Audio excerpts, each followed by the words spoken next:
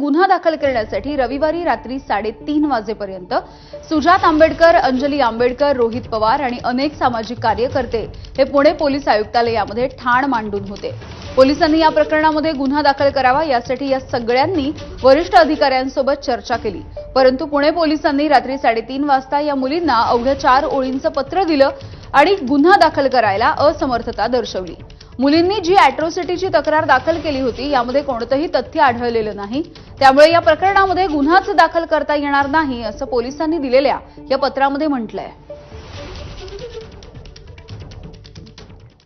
तर पोलिसांनी मुलींना दिलेलं हे पत्र एक्सक्लुझिव्हली एबीपी माझाच्या हाती लागलेलं आहे। या पत्रामध्ये नेमकं काय आहे आपण बघूयात। तक्रारीमधील घटनाक्रम हा वस्तुस्थितीवरती आधारित नाही असं पोलिसांच्या या पत्रामध्ये लिहिलंय। तक्रारीमध्ये प्रथम दर्शनी तथ्य दिसत नाही। तक्रारीमध्ये तथ्य नसल्यामुळे गुन्हा दाखल होऊ शकत नाही। घटना सार्वजनिक ठिकाणी सुद्धा घडली नसल्यामुळे गुन्हा दाखल करणं संयुक्तिक नाही। तक्रारीमध्ये नमूद घटनेस पुष्टीदायक तथ्य अथवा मुद्दे समोर आणले नाहीत।